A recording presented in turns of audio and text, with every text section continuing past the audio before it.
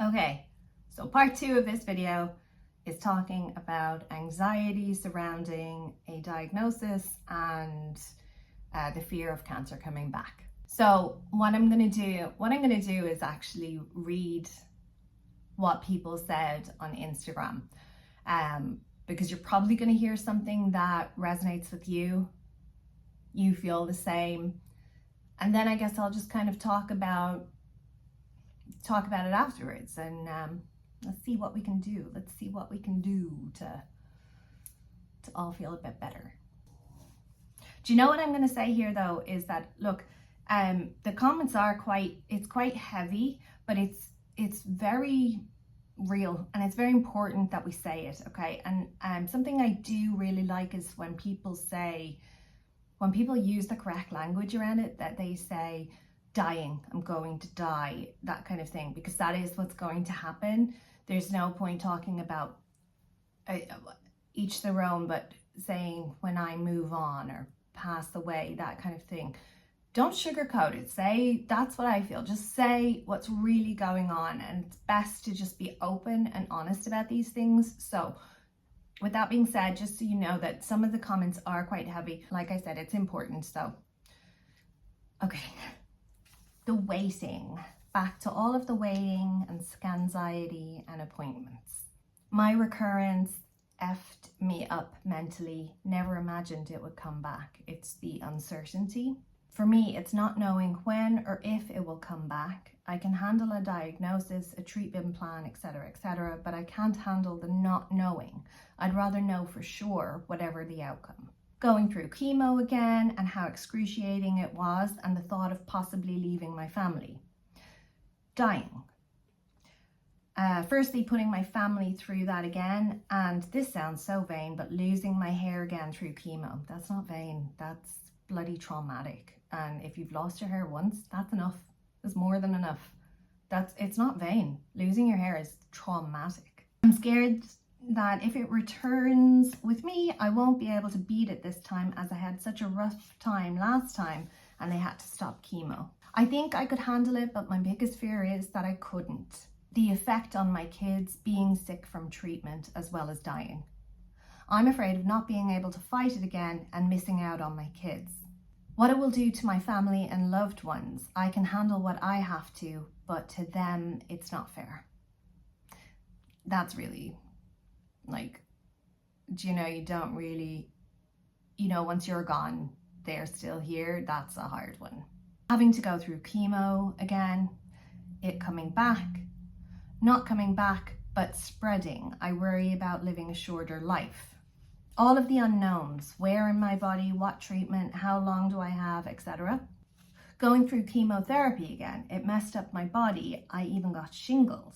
That I won't be able to fight it completely again and have as much faith in the medicines. Leaving family, I worry more about how they will handle it if I pass.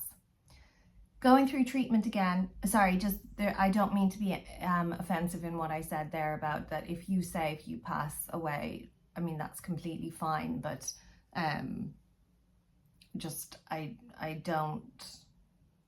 not trying to be offensive.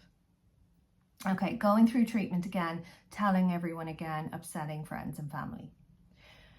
Going through chemo again and all that goes with it. Weirdly, I don't fear dying, but I fear slowly getting iller and frequent hospital trips. Yeah, that's pretty, thinking about it like that is, when you're well, you can't imagine yourself being that really sick person, So somebody else, not knowing, not having symptoms, so not catching a recurrence whilst it can still be treated. Honestly, because I don't want to die in my 40s or 50s. I think I'd be less scared if I didn't have children. I don't know if you would be less scared if you didn't have children. I don't think that we can really say unless we've been in that situation. Let's not forget that those of us who do have children at one stage, we didn't. And we didn't know how that felt. We didn't know how it felt to be a parent. So, your priorities and that shift when you have children, but you could be scared for entirely different reasons if you didn't have kids. So I just want to say that. The thought of whether I would be as strong or not to deal with the cancer. That I will not have seized every moment of my life to live it to the fullest. Can anyone really say that they have? I don't know. But I know that that's a really frightening thing. Not being curable would have to be my biggest fear, life expectancy and the quality of life. My kids are older now. It would break my heart to see them going through it again. I would have to say the fear of the unknown. Will I be able to fight it like I did before, or will it overpower my body and I pass away? Chemo again, losing my hair again. That I wouldn't be so lucky next time. Fear is always there, just bubbling under the surface. My fear of cancer returning comes from the lack of potential time left, that I can't beat it a second time. Dying in pain and making my family suffer. So what I get from that is that a lot of the same sort of things come up. You know, we all are kind of afraid of the same sorts of things. So I would say that we could kind of group them all into different kind of themes. So that of dying young, fear of the treatment and chemo and losing your hair and all of the stuff that comes with that. Fear of other treatments because you don't really know anything about them and you only have one thing to compare them to, which is what you went through the last time. A poor quality of life before you die, so being really, really sick. Fear of unknown, so not having symptoms and just not being able to tell in yourself what's going on, or catch it early. Then getting sicker and sicker and imagining that end of life time. And then, of course, if you have children, leaving your children, not getting to see your children grow up, and I don't know, the fear, I guess, like for me as well, is like, how will they cope, and feeling really bloody guilty about that. Okay, so let's unpack all of this. So I'm here. I've reached this point now. And there's some stuff that I am going to be able to show you and tell you as time goes on in terms of like treatment and quality of life and stuff like that. My number one thing is because I am a mom. My fear is all around my kids. So not seeing your children growing up or grow up is the hardest part. And for me, it's not that, oh, I'll miss the graduation, or I'll miss the getting married if they ever get married or anything like that. It's that I won't be able to give them the foundations that they need to be able to reach that point in their life. So I think about, you know, if they're bullied and I'm not there to help them, or I think about when it comes time for exams in school, that will they slip through the cracks because the teachers don't care as much about them as I care about them, to recognize their individual learning styles, to help them to be their absolute best that they can be. And I imagine them growing up without their mom, and I don't thankfully know what that is like, but I can't imagine anything worse than that. It's so unfair on them, but it is this way. There's nothing we can do about it, and this is just the hand that we've been dealt, so we need to deal with it. So right now I know that there are certain things that I want for them in their life, and I need to do what I can now. I want them to have those foundations. I want them to have the best start that they possibly can in life. So I know that right now what I need to be doing is focusing on making sure that I'm doing the best I can as a mom, and that I am getting them as ready as I can for when I'm not around, without telling them that that's what I'm doing. They're always going to be okay. They will be okay because they're bloody great kids. They're fantastic. They're both so clever and bright, and they are both so different to each other, but they embrace their individuality, and they're kind, they love each other, and they have so much love. They know what love is. I'm really bloody proud of them. So all I can do is my best right now and trust them that they'll continue to be great. Fear of treatment. For the longest time, I said, I will never ever do chemo again. That being said, after I had the biopsy and I was playing out things in my mind, I did say, look, if I have to do chemo again, I'm going to do chemo again. Of course I would. I have Devon and Ashton. I need to stay alive. So if I had been told that that was what I had to do, it is what I would have done. But I do know people who don't have children, or even if you do have children and you make this decision, like, I'm not going to judge you for that, but they say, I'm not going to do chemo again. And I completely understand that. And there is, just so you know, nothing wrong with that. There is nothing wrong with that. If you say, I just cannot do that again, it nearly killed me, then don't do it. I do think that when you have kids, that for most of us, it is different.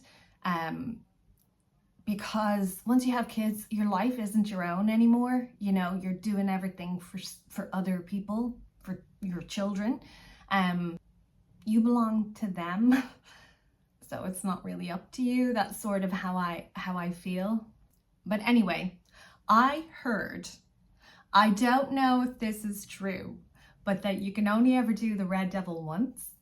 That might not be true, but that would be great news for anyone who's done AC treatment, to know that you could only ever do it once. But like, I actually haven't, I'm only just saying this now, I haven't fact checked it at all. So yeah, but my first line of treatment is not chemo anyway. So as far as I know, it's if you have a primary cancer that chemo is what's used. But if it's secondary, if it's metastasized, chemo isn't the first line of treatment. Again, I could be wrong. I actually haven't researched this at all. Sorry. But yeah, you need to basically just say, you need to talk to your oncologist and say to them, look, I cannot do that, you know. And for me, it's definitely possible that I could turn it now. What I am doing is the ribociclib, Zometa infusions, letrozole, and Zoladex. The letrozole is the aromatase inhibitor, which is one of the anti-hormonal therapies. I think if I am taking the letrozole and I find that the side effects are too much, and the side effects that I'm talking about are the mood-related hormonal side effects, not the hot flashes and stuff like that kind of stuff is fine, but mood-related, being depressed, super anxious, that kind of thing, if it is that's too much for me, I'm gonna stop it. I'm gonna say, I'm sorry, but I can't do this. There was a woman here who messaged me the other day, actually, and I saw it come up in my email. I don't think I went in and looked at it, but on YouTube, who said that she was finding her anti-hormonal treatment too much, a lot, and that she started doing a different regimen where it was every 3 days or something like that. So, you know, if you speak to your oncologist, you'll have different options, you know. So I can't say that I'm going to stick with what I'm doing. If it's not right for me, I'm absolutely going to say it, because there's no point having a really poor quality of life. What's the point? I'm only going to be snapping at my kids. They're not going to think, oh, this is great, I have a wonderful mom. They're going to be like, she's up. So you know, you just have to do what's right for you. And if it's not doing chemo, don't do the chemo. There's other things you can do, you know, as well, that depending on the circumstances in your life, you might say, do you know what? I feel okay. I'm going to go off, travel, have a few holidays or something like that, you know, and just enjoy my time, you know, not make myself sick with treatments or whatever. And that's fine. But look, what I'm saying here is that, you know, your fear of treatment, like that's not in anybody else's hands but yours, you know. So just remember that, like, if you don't want to do something, don't do it, you know. And that there are other options, you know, that there are people who say that I don't know, that they don't want to have a surgery and they end up having the radiotherapy to break down tumors and that kind of thing. Do you know? Now, obviously, I'm not an oncologist. I can't give you a treatment regimen, but your oncologist can, you know? And also, now I wouldn't do it because my oncologist is literally the best one in the entire world, if I do say so myself. But you might get a second opinion about something, you know. You might just say, well, I don't want to do that, maybe there's something else I can do, so get a second opinion, you know. Dying young. Whew, yeah, there's no way to dress this one up really. So I am 37 now, and as I've gotten older, I have become happier. I am more confident than I ever was. I care so much less about the small things. Do you know, it's like, it's so, but I could never have told my younger self that. And even though people who were older than me did tell me those things, there was never any way that I could have understood it until I reached this point. It's just part of life, you know. And so I do think that what we're all waiting for is to get old, you know. As you get older, you become wiser and life becomes better. So yeah, if you were, you know, dying young is terrible because you haven't lived life. You haven't, you know, reached that point of self-actualization or whatever, you know. So really, okay, look, the only way that I can get my head around this is that, okay, look, remove all of the BS that you have going on in your life.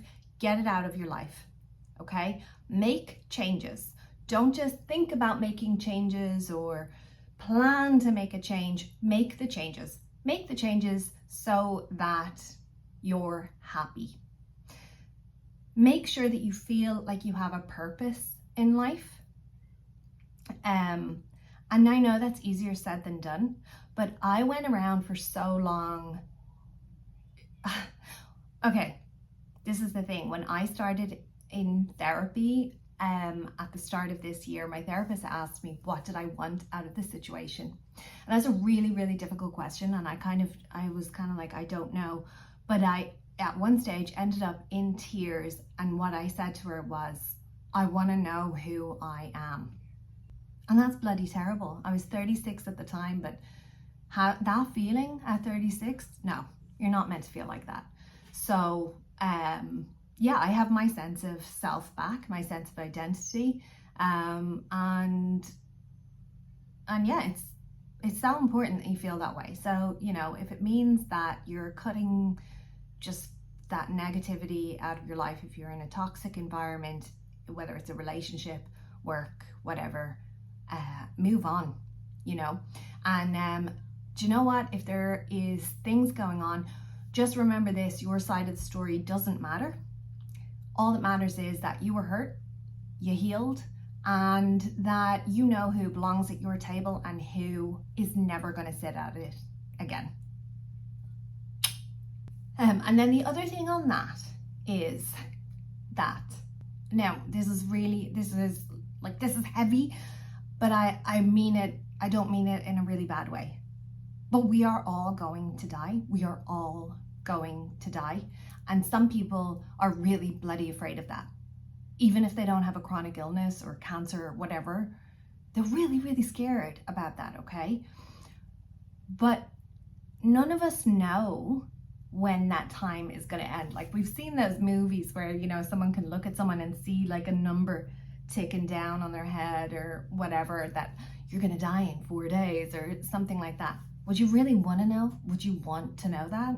I don't want to know that. Just remember as well that, you know, sorry about this now, but you could be in a freak accident. You could be electrocuted. You could be hit by a car. Anything could happen to you. Even if you have cancer and you are dying from cancer, it could be something else that happens to you, you know? So really what we need to do is just make sure that we are happy and just get busy living, you know?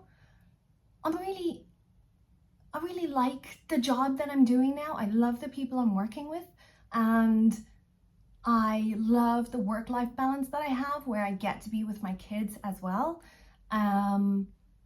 I make things like to look forward to. That's, as I said, I was talking to my family yesterday. We were talking about our next holiday, you know, like, and I don't know what's going to happen next summer. I don't know where I will be in my little journey or whatever, but it's not going to stop me from making plans. So let's look at it like this, okay? Now this is okay, so this is the big one, and this is what I would have liked to have said first, but it was important to address other things first, okay? If you find that you are worrying about the unknown and that is it going to come back? I said before that I lived life in the way that not wondering if it was going to come back, but knowing it was going to come back, which, okay, I mean, that might be an unpopular way of thinking about it, but it was a great way for me to get on with things and cope with it. Because say that, you know, if you're worrying, oh, what if it comes back? What if it comes back? Well, just change that and say it is going to come back. Like that. So that makes no difference then to how your life will be. If you did get a diagnosis, like, is there something you would change? Is there something you would do? If there is, change that and do that now, you know? I don't know if I'm really getting my point across there. It's really, it's hard to explain it, but if there is something like that where you think, oh, well, if I knew that the cancer was going to come back, I'd do this, or if I knew that I was going to die, I'd do this. Well, just do those things. Do those things. Get them done. You know? The other thing is to focus on the good in your life. I have so many good things going on right now, and I hate myself saying this. I sound like I'm rubbing it in your face, but I'm not trying to. It's just that if you look, you're going to find it. You're going to see the great things that you have going on. And if you don't see them, you need to make those changes. I am currently really bloody happy in my job, and the people I work with are amazing. They're so, like, #blessed. I'm really lucky where I am. Like, yeah, let me just be clear. I talk about being happy and being well set up for going back into this now, but these are not things that I had a year ago. I had to make some serious changes in my life. I just can't say it enough that if there is a toxic relationship, or you're unhappy in anything, in your work or a social group, or I don't know, anything, you need to change it. If it isn't serving you, what is the point? and this is important.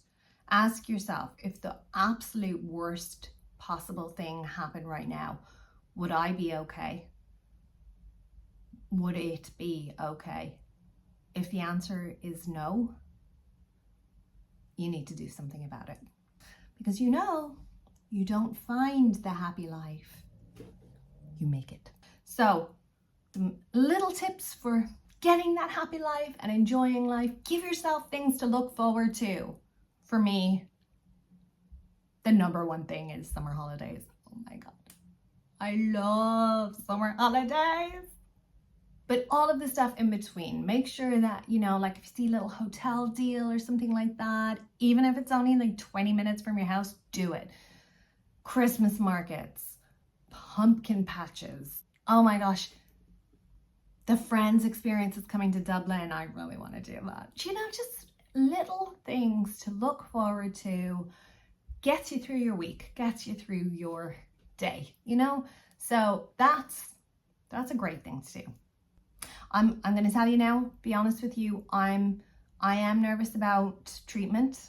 I'm on Thursday this week going in for Zometa. First time, don't know what it's going to be like, and ribociclib then. And I suppose, so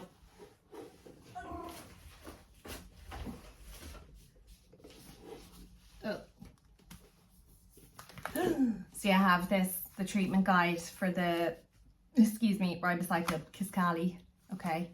And there is a treatment diary as well. I think I didn't really realize how much like chemo it was going to be. So I'm nervous. I am very nervous. I'm nervous about how I will cope. But I am going to document that here. So, we'll find out together, Look, what I hope, Jesus, they're very loud. What I hope is going to happen here is that we're all going to talk about this now, that how scary all of this kind of stuff is. But then as I go through the motions of it and deal with all of the bits, that if anybody ever does look at it in the future, or, that you'll see it's hopefully not that bad, because a lot of people have said to me that it's not that bad, and let's experience it together. Let's find out that it's not that bad. Yeah, I talked to the boys. I told them what was going on. We talked about it in a really kind of basic way. The question was asked if I would die. I was honest with them. I told them, yeah, I will, but not for a long time. And I'm not lying when I say that, because I planned for it not to be for a long time, So, yes. I hope that this has, I don't know, at the very least, we have put it out there that what people are worried about and scared about. And, like the comment section's always open, people can chat amongst themselves about it, and you kind of meet people online that way, that you're kind of people who are at the same stage going through the same things, that kind of thing. I do want to make sure that I'm always open and honest here. I'm not trying to like fluff things up and make out it's not that bad when it is, because that I'm not going to do that, and I never have done that. And believe me, if things are not good or I'm not handling it well, I'll be documenting it here. I'm not out to lie about stuff. So yeah, look, I don't know. It's a difficult one to do. There's so much has been said here, and still there's so much more to be said, but I don't know. I hope that it's in some way helpful. And obviously, like, if you have tips or whatever, like, throw it into the comment section. People are there. People are going to read that, and, we all need to kind of help each other. So, okay, I'm gonna go and not drink another cup of coffee. I am. Okay, right. Thank you very much for watching. Give the video a thumbs up. Ring the bell so that you get notifications when I post my next video, and subscribe to the channel also. And then I will see you in the next one.